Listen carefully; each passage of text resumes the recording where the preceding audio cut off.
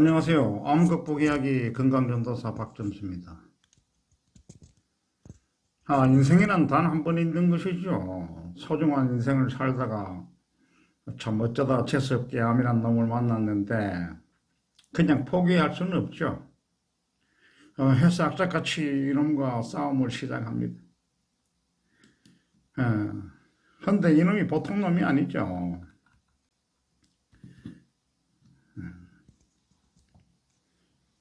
해서 이놈과 싸움을 하려면 상대편을 철저하게 분석을 해야 됩니다.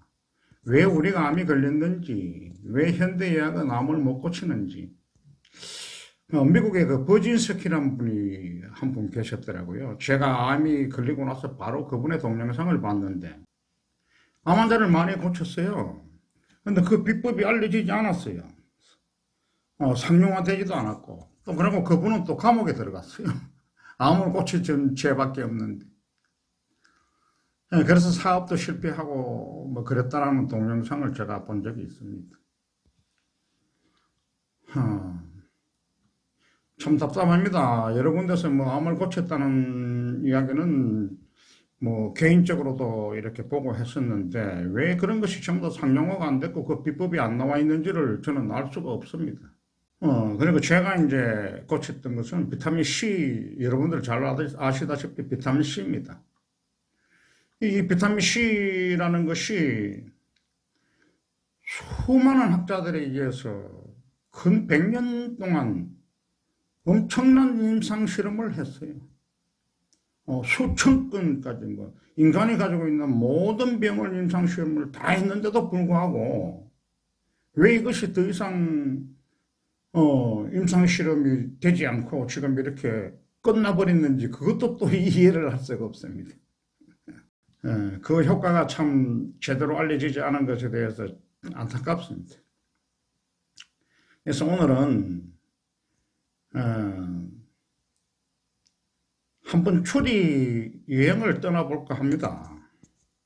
제가 암을 고치고 난 다음에 이건 뭐 과학 추리 소설이라고 해도 과언이 아닙니다. 제가 암을 고치고 난 다음에 궁금한 점이 많아서 여러 가지 책을 이렇게 읽다 보니까 어인스톤이라는 분의 그 책이 아주 저한테 기억이 딱 올라와요. 굉장히 공감되는 부분이 많고 이래서 그분의 이야기를 조금 소개해 드리면서 간간히 저의 이야기도 같이 넣어서 말씀을 드리겠습니다. 범죄의 주체는 하나의 화학분자이죠, 화학분자. 사건의 증거를 수집하기 위해서 우리는 수십억 년의 시간을 다루어야 하고 개구리 심장과 같은 또 염소 간 같은 이상한 곳을 뒤져야 합니다. 우리가 찾아낼 그 증거는 이 분자의 결핍이 우리 인류 역사상 그 어떤 것보다도 중요한 죽음과 질병 그리고 고통에 크게 영향을 끼쳤다는 것을 보여줄 것입니다. 하고 저는 여기에 대해서 적극 공감합니다. 제가 이야기하는 그 분자는 바로 아스코르빈산입니다. 그래서 마침내 이 분자가 발견이 되었죠. 이 분자가 발견이 되고 그 잠재력이 온전하게 알려질 때 제가 암을 고치고 여러 사람들이 암을 고치듯이 정말 인류는 넘치는 건강, 질병으로부터의 자유, 수면 영양이라는 꿈에 그리던 미래가 이뤄질 것입니다. 그럼 지금부터 타임머신을 타고 25억 년, 30억 년 전으로 돌아가서 여행의 첫걸음을 시작하겠습니다. 그때의 대기는 지금과 같은 큰 차이가 있었기 때문에 타임머신의 틈새를 밀봉하시고 산소를 충분히 준비해야 될 것입니다. 대기는 뜨겁고 습하며 산소는 거의 포함하고 있지 않은 반면에 수증기를 비롯하여 이산화탄소, 메탄, 암모니아와 같은 기체를 다량 포함하고 있었을 것입니다. 바다는 뜨겁고 자연이 수백만 년 동안 수행해온 화학실험의 산물을 그 안에 담고 있었을 것입니다. 운이 좋다면은 자연이 진행한 가장 복잡하고 조직적인 실험, 바로 생명체의 생성 준비 현장을 목격할 수도 있을 것입니다. 또 바다 샘플을 채취해서 초고배율 전자현미경으로 검사할 수 있다면 우리는 그 뿌연 물속에서 장기간 이루어진 화학실험의 최종 산물, 즉 자가복제가 가능한 거대 분자를 찾을 수 있을지도 모릅니다. 여기서 거대 분자라는 것은 작은 단위 분자로부터 거대 분자를 형성하는 과정을 중합이라고 하는데, 마치 벽돌을 하나하나 쌓아서 서로 이렇게 붙여주는 시멘트 역할을 하는 그런 것이라고 보시면 되겠습니다. 여러 화학 물질과 다양한 세계의 물질적 인력이 담당하는 것입니다. 이 거대 분자는 오늘날의 바이러스 중 일부와 유사합니다. 하지만 박테리아 같은 초기 생명체 형태의 유세지에 의해서는 유전 효소 형성, 에너지 보존, 보호를 위한 외피 형성, 그리고 단세포, 다세포 생명체 탄생과 같은 여러 중요한 생화학적, 생물리학적 과제가 해결이 되어야 했죠. 자연은 매우 긴 시간을 통해서 이 실험을 수행했고 결국 이러한 과제를 성공적으로 해결했습니다. 먼저 유전이라는 과제는 초기에 자가복제 가능한 거대 분자에 의해 성공적으로 해결되었고, 덕분에 현재 유전의 기초인 DNA라는 거대 분자는 그 초기 형태에서 거의 변형되지 않을 것으로 짐작이 됩니다. 효소는 생명의 과정 기본 단계에 사용되기 때문에 효소 형성은 과정 중에서도 생명체의 발전을 위해 서둘러 해결되어야 했죠. 효소란 살아있는 생명체에서 이루어지는 특정 화학 반응의 속도를 빠르게 하는 물질입니다. 수년의 시간이 소요되는 화학 변화를 한순간에 화학 변화를 이루어질 수 있게 하는 것이 효소입니다. 음식을 소화시키기 위해서도, 에너지를 변환하기 위해서도, 조직을 형성하기 위해서도, 그리고 모든 생화학 반응을 수행하기 위해서는 모든 생명체는 효소를 사용합니다. 인간의 몸 역시 수천 가지의 효소를 가지고 있습니다. 에너지 보존과 활력이라는 과제는 광합성의 발달로 일부 초기 생명체에서 깔끔하게 해결이 되죠. 광합성은 태양광 에너지를 사용해서 이산화탄소와 물을 탄수화물로 변형시키는 효소 공정으로 그 산물인 탄수화물이 생존을 위한 연료이자 성장을 위한 구조물로 이용됩니다. 덕분에 이 초기 생명체들은 수많은 식물종으로 진화하게 되죠. 생명체 발전의 초기는 어느 시점에서 특정 원시 생명체에게 나타난 효소는 생존과 관련한 여러 생물학적 문제를 해결할 똑똑한 물질인 아스코르빈산을 만들어냅니다. 아스코르빈산은 복잡한 분자에 비해서 아주 단순한 물질입니다. 그러나 다소 불안정한 특성 때문에 이후 인류는 이 물질을 파악하는데 어려움을 겪게 됩니다. 아직도 사실은 이 물질을 정확하게 파악하지 못하는 것이 현실입니다. 아스코르빈산은 6개의 탄소 원자, 6개의 산소 원자, 그리고 8개의 수소 원자를 포함하는 탄수화물 유도체, 즉 포도당, 포도당과 밀접한 관련이 있습니다. 포도당은 에너지의 주 원천이죠. 주 원천. 거의 모든 생명체에 존재합니다. 거의 모든 생명체. 아스코르빈산은 효소작용에 의해 이런 포도당으로부터 만들어지죠. 아스코르빈산 생성 능력이 현존하는 거의 모든 생명체에 넓게 분포되어 있다는 사실을 보면 이것은 생명체 발달 과정 가운데 초기의 성과임을 짐작할 수 있습니다. 단순한 식물과 복잡한 식물, 원시동물종으로부터 조직화된 동물종에 이르기까지 대다수의 생명체가 비교적 많은 양의 아스코르빈산을 자체 생산합니다. 아스코르빈산을 생성하지 못하는 일부 미생물과 동물은 대부분 생존을 위해 아스코르빈산을 따로 섭취해야 합니다. 아스코르빈산 없이는 생명체가 존재할 수가 없기 때문입니다. 그래서 제 글을 보시면은 저는 비타민C 이꼬르 생명체라고 표현하기도 하죠. 생명체가 생존하고 고동 생명체로 진화하는 과정에서 중요한 계기가 되었고, 광합성물이 식물에 발달하는 데 큰 역할을 했습니다. 그 결과 식물이 근 10억 년에 걸쳐서 어마어마하게 번성했죠. 그래서 대기의 화학 조성을 완전히 바꿔놓았습니다.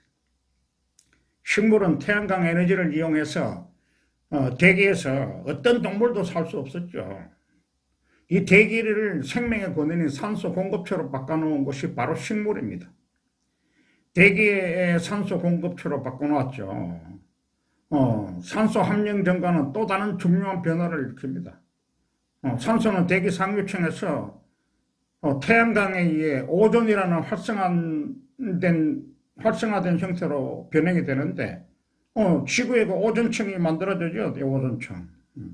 태양광으로부터 오는 치명적인 자외선, 그 자외선을 제거하는 필터 역할을 하는 것이 바로 오존층입니다. 결과적으로 이 대지에서 생명체가 살아갈 수 없는 환경을 생명체가 살아갈 수 있는 환경으로 만들어 놓은 것이 바로 식물에서부터 출발이 되는 것입니다. 파석 기록으로 볼 때 이 일련의 사건은 복잡한 다세포 생명체의 발달에 훨씬 앞서 최소 6억 년 전에 이루어진 것으로 보입니다.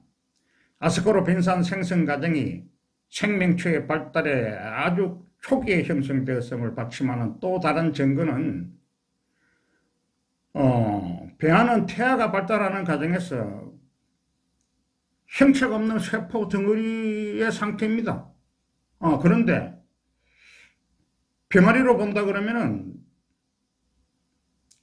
막 낳은 달걀에는 아스코르빈산이 감지되지 않습니다. 그런데 성장하는 배아의 초기 배변엽 단계에서 이것이 감지가 되기 시작하죠. 이 단계의 배아는 어떤 기관도 나타나지 않았어요. 그냥 세포 덩어리. 식물에서도 마찬가지입니다. 씨앗에는 아스코르빈산이 없습니다. 식물의 배아가 발달하면서 아스코르빈산 생성도 시작되겠죠. 이와 같이 모든 증거가 아스코르빈산의 생성이 지구의 시작과 함께 했을 정도로 그 역사가 유구하다는 사실을 뒷받침하고 있습니다. 그런데 이 중요한 아스코르빈산을 불행하게도 인간은 참 자체적으로 생산을 못한다는 것입니다. 하지만 과일이나 채소 등의 소량의 아스코르빈산의 섭취로 인간은 생명을 이어왔고 급성계일병은 고쳤지만 각종 질병에 시달리고 암이라는 불치병을 피해가지는 못한 것입니다. 더군다나 세계 2차 대전 후 칠산염과 인산염을 이용해서 무기를 만들던 거대 제약회사들의 연합체들은 산처럼 쌓인 화학물들을 판매할 곳이 없어지자 이들을 판매할 새로운 시장을 개척하게 되는데 많은 식물들이 질소, 칼륨, 인 이 세 가지만 있으면 과일과 채소가 잘 자랄 수 있다는 것을 알고 만들어낸 것이 바로 NPK 비료입니다. 이 논리로 무장한 전쟁 무기 제조업자들이 헐값에 NPK 비료를 만들어서 농부들에게 공급하기 시작하면서 토양을 윤택하게 유지하기 위해서 시행하던 기존의 방법들을 비경제적인 것으로 만들어버린 것이죠. NPK 혼합물이 식물을 자라는데 꼭 필요한 세 가지의 미네랄을 공급해주고 NPK 비료를 흡수한 식물들은 빛깔이 좋죠. 열매도 풍성하게 맺죠. 하지만 인간에게는 그 칼륨인 질소 이 세 가지로 가지고는 안 됩니다. 셀레늄, 크로뮴, 칼슘, 철, 구리, 요드, 몰리브덴, 아연, 코발트, 붕소, 바나듐, 수많은 이 미네랄이 있어야 되는데 이것이 현재 과일이나 채소에는 하나도 없다는 거예요. 그래서 전쟁 무기의 파괴적 유물인 NPK 비료는 사람의 영양을 생각하고 디자인된 적이 없습니다. 사람의 건강에 필요한 미네랄을 함유하고 있지도 않고 NPK 비료에 의해서 농작물의 대량 재배가 이제 계속 이어져 왔죠. 이 농작물들은 사람에게 필요한 미네랄들을 땅에서 모조리 흡수해 버렸습니다. 그러나 이들이 흡수한 미네랄은 다시 공급되지 않았고 이제 미국에서 자라는 이런 농산물들을 섭취하며 자라는 식용동물들은 마찬가지죠. 미네랄 결핍을 겪게 되는 거죠. 사람은 미네랄을 만들 수가 없고 음식물에서 섭취해야 하는데 땅의 고갈은 미국 식량 공급에 행해진 첫 폭격이었을 뿐입니다. 현대의 식품 공급에 행해진 가공법들, 이윤을 쫓아서 자연을 무시해버린 것이죠. 그리고 그 피해자는 바로 우리들입니다. 콜가는 미국 각 지역의 흙을 파내서 셀레늄을 비롯한 미네랄들의 양을 측정하였고 이 흙들이 기준치에 미달해 있음을 직접 보여주었죠. 이것들이 우리가 병이 들어가는 원인이 되었고 공해로 오염된 세상에서 이제는 적극적으로 건강을 지켜나가야 되는 이유입니다. 비타민C와 MSM을 복용하고 각종 자연물을 보충해서 적의 침입을 막고 원군을 불러들여서 건강으로 가는 길을 우리 스스로가 열어나가야 하는데 부족한 비타민C와 글루타치온을 보충해야 되는데 또 한 가지 문제가 있습니다. 제품에 따라서 효과가 너무 차이가 많다는 것이죠. 어떤 제품은 먹어도 효과가 없고 어떤 비타민C 주사는 맞아도 효과가 없어요. 불량 제품이 너무 많다는 겁니다. 그리고 고가에 팔리고 있는 천연산, 자연산이라는 이름으로 나오는 검증할 수 없는 제품이 너무 난무해서 저도 여기에 너무 고민을 많이 했습니다. 도대체가 어느 것이 진짜고 가짜인지는 정말 많은 수업료를 내고야 알게 되었습니다. 이래저래 우리의 생명을 위험하면서 참 돈이란 것이 무엇인지 마음을 아프게 합니다. 여러분들 정말 험악한 세상입니다. 모두 정신들 똑바로 차리시기 바라면서 암은 절대 돈으로 고치는 것이 아닙니다.